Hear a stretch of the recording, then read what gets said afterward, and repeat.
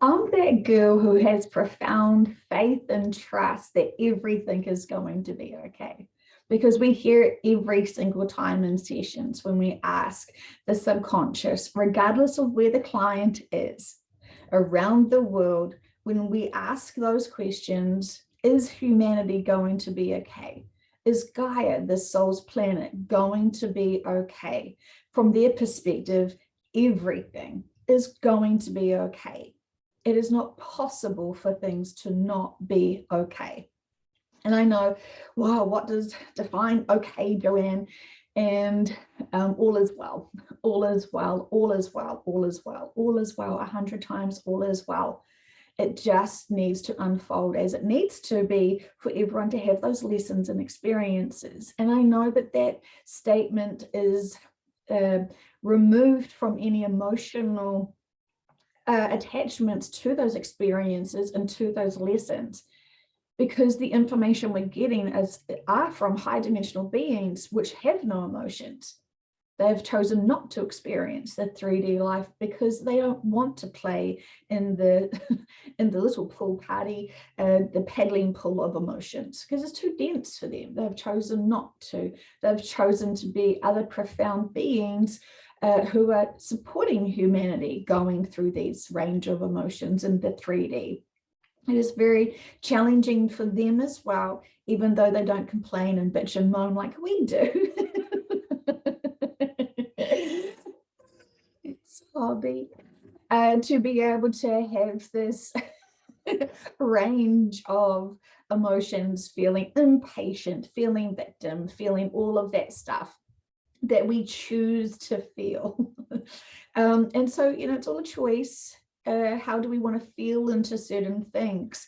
And it's not bad and it's not shameful and it shouldn't be frowned upon or judged feeling into those feelings. We're here. You might as well play in those feelings to really remind yourself of what other people are going through. When you have the privilege and the wisdom and knowledge and the higher perspective, and you have been in grace and ease and joy and jazz hands, and for all this time, we are needing now to remind ourselves of those dense emotions, not because we want to drown and marinate ourselves in them, but because we want to remind ourselves the way we need to be compassionate to others, to reach others, to identify with others immediately where they're going and where they're at. And so it's extraordinary times as humanity is being forced to have to deal and face the big elephants in the room, these controlled and manipulation agendas and systems that have truly no real use for the evolution of humanity. In fact, they are stumbling blocks that everyone needs to express and share and talk with. It's extraordinary times, and I'm so proud to have once again super privileged to be able to meet amazing people once again on the grounds of Parliament who have got amazing stories of what has brought them there. And it is incredible. It is so unique, that energy. It is super high vibrational, incredibly high vibrational. And if you're listening to these messages from New Zealand, when are you going to go? It can't be a matter of if. It has to be a matter of when.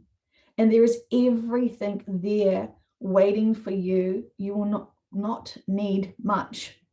You just need yourselves, because there is an abundance of donations of food and equipment. It is extraordinary what is happening, and it is history in the making for humanity.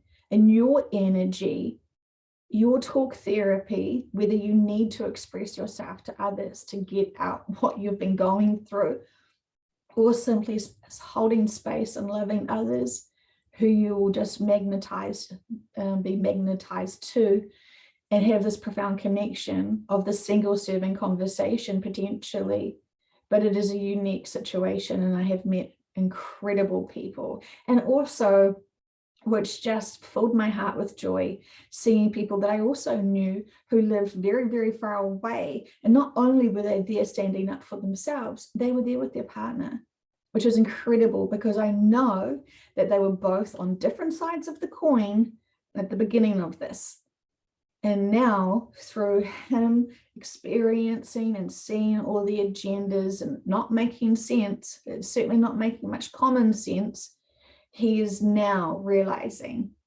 And it was so hard for her because I know this was one of her biggest things. They loved each other, but if he continually followed the other path, the other mainstream media, and lived in fear, she knew that that would put this wicked big wedge in their connection and relationship. And she deserves to have someone who is on her same wavelength, on her same mission and path. And while she loved him dearly for his choices, his judgment at time when he wasn't aware of all of the agendas was hard and was heavy on her heart. And so it's almost like a miracle. Just the blessing of what time does to people is allow them to feel for themselves and see the inconsistencies and get there on their own. And he's been able to do that with the privilege of having a loving partner who's just held space and just loved and trusted. Whatever he is ready to hear and learn and grow from, she's right there with him. She is not ramming in her belief systems into his face, because no one likes to be shoved awake. And literally think about someone who's heavily asleep. Do you go running in there screaming all your propaganda and all your own opinions and all your stuff that they are certainly not ready to hear, because they are very focused on their own rest. And it almost is a rest, isn't it? When you're not fully awoken to everything, you're living on autopilot. And it's easy and it's soft and it's gentle. There may be some things on the peripherals that aren't so fantastic, but you don't care about them because you're just focusing on your mortgage and your weekly routines, and all is well. And you don't want to dip into either side. And so to see this beautiful couple literally glowing side by side at a really important thing for humanity, a really important event for humanity. It's not a thing, is it? It's a huge movement, and they're not going anywhere until things are changed. Now, similarly, I know from metaphysical sessions, it won't change until enough people have been inoculated, which is such a frustrating thing, but it will feel like a win for those who are there holding the line, because they will see the change that they think that they need. And that is important because they all desperately feel like they want to be useful again. They want to go back to their work again. They want to be able to feel like they're making an impact on humanity again by being able to do the things that they love, which is their jobs, which is their socializing, which is their sports, which is everything that has been taken away from them because they haven't been coerced into a health choice. So anyway, there's so much to be said about this, and I don't really want to spin it off too much into the metaphysics, because we're needing to focus and ground ourselves in our daily events and lives and be able to know the best way that we can move forward. And so it's holding space. And as we know, when more and more people awaken, and if they have gone along with everything so far to date, and then suddenly, you've compromised your body for something that you actually did not buy into or know into, or you thought it was this conspiracy. That is very frustrating for many, because they trusted. And what happens when your trust is broken? It's painful.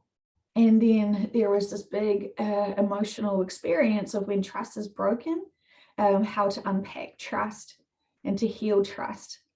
And often there is a few things that happen typically when trust is broken. People can blame themselves for not knowing better. And so then that's more sort of trash talk to self. Then there is anger because you trusted professionals, because you believe in professionals, because you yourself have good high morals and ethics and standards in your own working industry. And so you assume, as you should, rightfully so, that everyone has the best interests for humanity. Everyone. To keep them safe, to keep them empowered, and to keep them flourishing. And when you realize that the agendas are not for that, there may be independent people believing and thinking that this is part of a better betterment for humanity. But often it's not until they actually are forced out of that industry, then it's like their loyalty to those corporations, the loyalty to those agendas and systems suddenly have to be ripped away too. And then they start unpacking that and looking at it. And we know that we've had friends that we love and adore, and we have overlooked some of their bad behaviors, which could be trying to impact us to do certain things that they want or need from us. And so, you know, we've all been experiencing this. We've all loved people so much that we've done things that we may not have normally done, but because we wanted to support them in whatever way. You know, buying cookies, for example, you know, we don't really need those cookies. We don't really need that sugar, but, you know, we want to support with that fundraiser. So we will give our money to things that really aren't the best for us, but we think we're doing the best for that cause and that charity and that fundraising. And so it can just be simply this.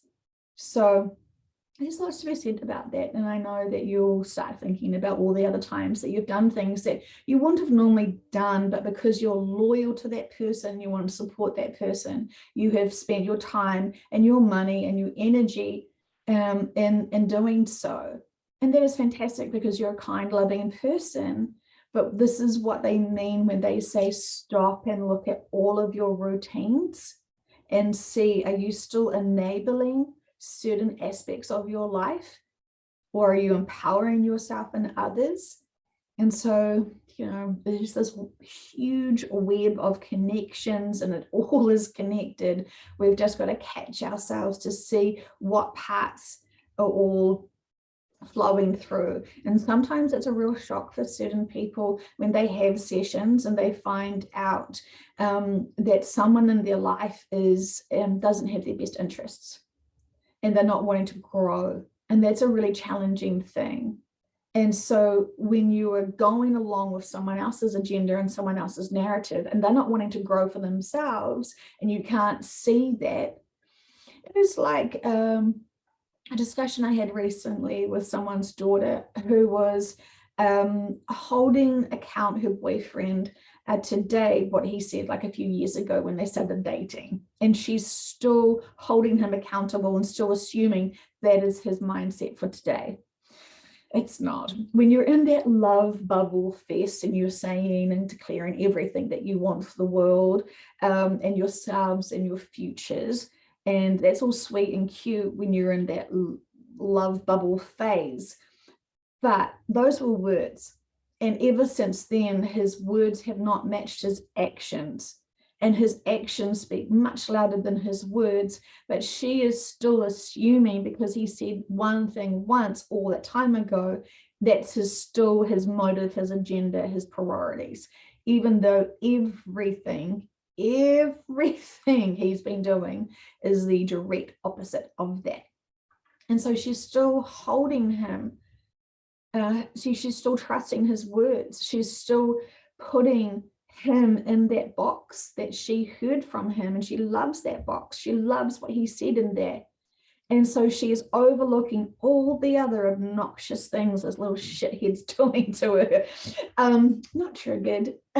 He is immature, and she is full of love. And she loves him, and she forgives him for everything that he's doing that is not serving her or actually him. But that's his journey, and I'm accepting that. But I could really feel sorry for her because she truly, truly believed and had full faith and trust that one time when he was love drunk, what he was saying back then is his demeanor now. And she's not willing to look at it. It's too painful for her to see what's obvious in front of her and how he's mistreating her now. And it's not, unfortunately, the only time I've heard this. This also happens in marriages as well, with even, you know, older, mature people. So, you know, we all want the best. I mean, we all buy into original statements that we give each other. And so we all know yeah, we'd sign up for one thing, and with either it's like clubs or groups or connections with people when we think we're on one great path, and then, you know, that's fantastic for as long as it works, but then there always has to be expansion and growth. And we're not, even though we're all on the same destination, our journeys are very different from each other. And that's when they refer back to the, you know, we're all on this marathon race, and we can't be having those two-legged sack races, because we're going to be at different sinks with different people at different certain times. And so we have to focus on our own journey and make sure we're not being tied and tethered to others who are at a misstep. We can love everyone on our journey, absolutely. But are we assuming others are at the same level and path? And I know so many people have this challenging problem that they don't feel like anyone is awake around them. And so congratulations, you are the big lighthouse bearer, way shower for your whole community. And leaders find themselves in a really challenging position because they feel like they want others to support them and lead them, when you actually are your own leader, and you actually are the leader for your own circles and your own families. And when you don't realize the empowerment and the place and the position that you have in your own circles, you actually find it really hard because you can't see the power within you. You don't realize that you actually have the role of the leader. And so when you're seeking to be led by someone else, when you're seeking to be supported by someone else, and the subconscious says, duh, you're the someone else, you're it. You're the powerhouse, you're the rock, you're the pillar, you're everything that all your friends and family need to be balanced, to be high frequency vibrations. You're it. And when you're wanting to lean onto someone else, you must go deeper within yourself, because you're your own leader too. So it's fascinating times, and I'm so excited to see what today unfolds, because every day has felt like a week, a month, and a year. And there's so much going on. It is truly a fantastic experience and time for New Zealand, and I trust all around the world there is other like for like situations, and to some degree. And so please send your love to yourselves. Please empower yourselves. Please empower others. Please accept others. Please honor their journey and honor your journey. And if you're realizing that you've tethered yourself to someone who doesn't serve you with much love because they're out of rhythm and rhyme, go within and focus on what you need to do to empower yourselves fully for the coming days, the coming weeks. We are not sure. We've heard many dates, that's for sure. But it's up to us to step up. And when we are doing nothing energetically and sitting there frustrated that nothing's happening, well, we're part of the problem then. We absolutely can be part of the solution, keep our vibrations high, and keep deeply connecting into others to motivate them and encourage them, give them bigger perspectives so they don't get stuck in a loop. There are so many things we actively can do for the people that are in our lives if we choose. And so what if that is the case? What if we're all waiting for all of you individually to step up and be of service and deeply connect into each other and deeply love each other? Because that's actually what needs to happen at this point, at this ground level point, finding your unity within your communities, and do not exclude any, include all. Acceptance and respect will always win, just like love. So I feel like they wanted me to say some other stuff, but I'm going to leave it at this. And I encourage you to really check in with your mindsets, check in with your thoughts and feelings. Honor this time. Have a fantastic day. And I am sending you all the best wishes for you to be able to have these profound epiphanies to how we can move forward and empower ourselves and humanity.